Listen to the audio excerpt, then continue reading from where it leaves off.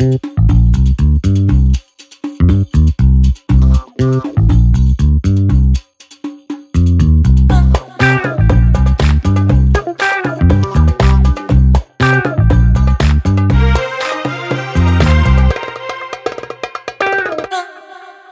فل على الكل، على اللي بيسمعونا واللي مش بيسمعونا، على اللي معانا واللي ضدنا أو حتى ناويين يكونوا ضدنا.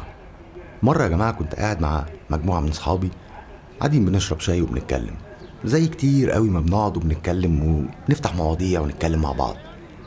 فكان في موضوع بنتكلم فيه وفجأة واحد صاحبي قال: أيوة يا جماعة، ما ده طبيعي، أصله الشعب المصري شعب متدين بطبيعته.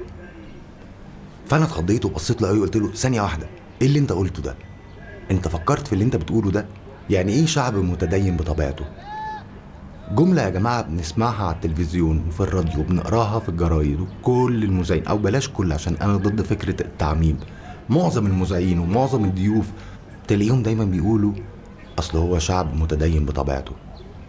بيكرروها زي البغبغانات من غير ما يفكروا اذا كان فعلا الشعب المصري لسه شعب متدين بطبيعته ولا لا.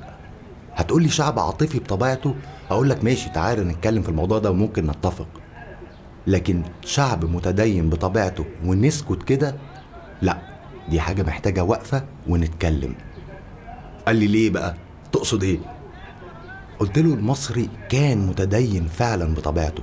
التاريخ بيقول كده من ايام الفراعنة، نظرية التوحيد من آلاف السنين من قبل ما الأديان السماوية تنزل.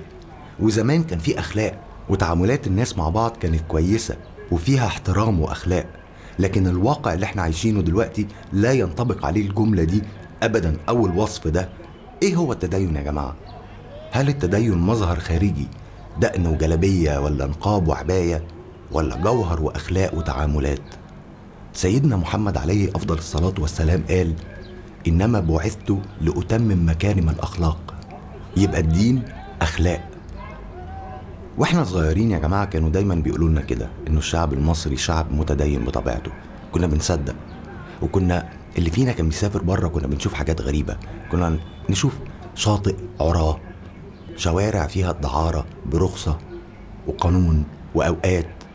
فكنا طبعا بنقول احنا شعب متدين بطبيعته، لأنه الحمد لله ما عندناش الحاجات الغريبة دي في مجتمعنا ولا في بلادنا. وكمان كان لسه في أخلاق أو بواقي أخلاق. لكن لما كبرنا وقرينا وتثقفنا وفهمنا أكتر في الدين، وبقى عندنا وعي وفهمنا إن الدين أخلاق وجوهر ومعاملات، مش مظهر وفتاوى متشددة وتعصب. وكمان لما المجتمع اتغير كتير عن زمان، فبقى في تناقض كبير جدا بين الواقع اللي عايشينه وبين اللي اتعلمناه وقريناه وفهمناه، واللي حتى سيدنا محمد عليه الصلاة والسلام قاله. طب مين الصح ومين الغلط؟ أكيد إحنا الصح، لأن فعلا الدين أخلاق. أكيد اللي قاله رسولنا الكريم هو الصح. أكيد إحنا الصح بدليل الواقع اللي عايشينه، اللي فيه أمثلة كتير جدا بتتناقض مع كلمة شعب متدين بطبيعته. في كل شارع في بلادي ريحة الزبالة واصلالي. شوارع مصر كلها يا جماعة بتتزين بالزبالة. الزبالة وصلت لزورنا، هتروح فين بعد كده؟ احنا وصلنا لمرحلة ان بنلاقي اشلاء حيوانات ورؤوس حيوانات في الشارع. الناس في بيتها ما بترميش حاجة وبتنزل في الشارع بترمي كل حاجة في الشارع، ومن غير ما تنزل من البلكونة بترمي كل حاجة بره بيتها. طب يا جماعة، محدش قال للناس دي ان النظافة من الايمان؟ كلمة كلنا 90 مليون، ده لو هم فعلا 90 مليون، سمعوها. اللي اتعلم واللي ما اتعلمش، في الشارع، في المدرسة، في الكتاب، في العمارة، من الجيران، كلنا سمعناها. يا جماعة النظافة من الإيمان. يبقى في حاجة غلط لما نقول شعب متدين بطبيعته وتبقى الشوارع بالمنظر ده. في حاجة غلط يا جماعة. القاهرة كانت أجمل وأنظف مدينة في العالم سنة 1925. التحرش، احنا تاني دولة في العالم في نسبة التحرش بعد أفغانستان، بنسبة بتتراوح من 65% ل 88%. اختلفت الإحصائيات طبعا، لأنه في مجتمعاتنا موضوع زي ده صعب إنك تعمل عليه إحصائية وفعلا تبقى دقيقة، لأنه للأسف بيخافوا يتقال أو بيخافوا يقولوا إن هم تم التحرش بيهم. وعلى فكرة التحرش أنواع، مش لازم ان انت تقوم قافش في فخدة واحدة ولا في ايد واحدة ولا في رجل واحدة عشان تبقى اتحرشت، لا، تحرش لفظي وجسدي ونظري. ومصر هي اكتر دولة او من اكتر الدول في العالم بتبحث على كلمة سكس او جنس على الانترنت. وعلى فكرة الثقافة في الجنس مطلوبة، ولكن انت تقرأ عشان تفهم عشان حياتك الزوجية، لكن تبحث عن الجنس اللي هي الافلام الاباحية اكيد لا. الفساد المالي والاداري من اعلى نسب العالم، وطبعا الفساد الاخلاقي كمان. العمل للاسف شعب بقى كسول، ما بيشتغلش وما بينتجش. احنا لا بننتج اللي بنلبسه ولا بنزرع اللي بناكله. بينام متاخر ويصحى متاخر، مصانع كتير قافله بسبب مش لاقي عماله وفنيين، والشباب عايزه كل حاجه على الجاهز بدون تعب او مجهود. بعد ما المصري بنى الاهرامات اللي لغايه النهارده مش عارفين ازاي بنوها، وبعد ما كان بيصدر العلم لكل دول العالم، بقينا دول عالم ثالث. طب محدش قال لهم ان العمل عباده؟ يبقى ازاي لسه شعب متدين بطبيعته؟ الفن والمستوى المتدني اللي وصل له والافلام الغريبه اللي بتحقق اعلى ايرادات في تاريخ السينما المصريه، ويقول لك الجمهور عايز كده. ما يعوز ولا يتفلق، هو اي حد عايز حاجه هتديها له وتعملها له؟ واحد مدمن وجالك قال لك ارجوك اديني الحقنه، هتديها له ولا هتاخده تعالجه؟ اعمل فن عدل، نزله، الناس هتروحه. في الاول ممكن ما تروحش، بعد كده هتروحه، لان هو ده اللي هيبقى متاح، والمجتمع هيبدا يتغير، لان الفن من الحاجات اللي بتاثر جامد جدا جدا جدا على المجتمع وبتبني المجتمع. كل من ربى دقنه بقى شيخ، ولو اعترضت تبقى كافر وزنديق وضد الدين.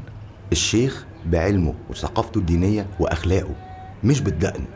حتى وقت تشغيل القرآن في أي محل وانت موجود هتلاقي الناس بتشتم، مش بتتكلم، بتشتم بعض وتحرج مع بعض بسفالة وقلة أدب وألفاظ. زي ما يعني أنا ليا تجارب كده في محلات، بروح مثلا أشتري فول وطعمية ولاقي يوم الجمعة مشغلين قرآن، ولاقي كلام غريب بيتقال ولا كأن في قرآن شغال.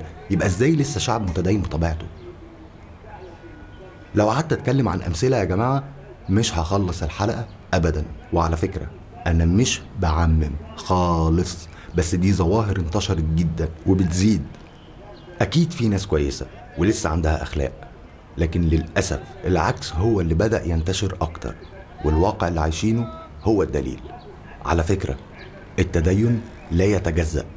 إيه السبب يا جماعة؟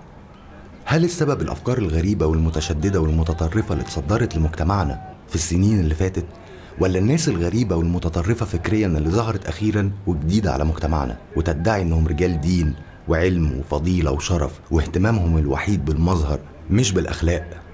والفتاوى الغريبة اللي بنسمعها، تبقى قاعد تفتح التلفزيون تسمع فتوى تنزل عليك زي القنبلة، بوم، مش عارف الست ممنوع تروح السوق، الست صوتها عورة، الست لازم تلبس مش عارف ايه متغطية، البنت ما تقعدش قدام أبوها مش عارف لابسة ايه.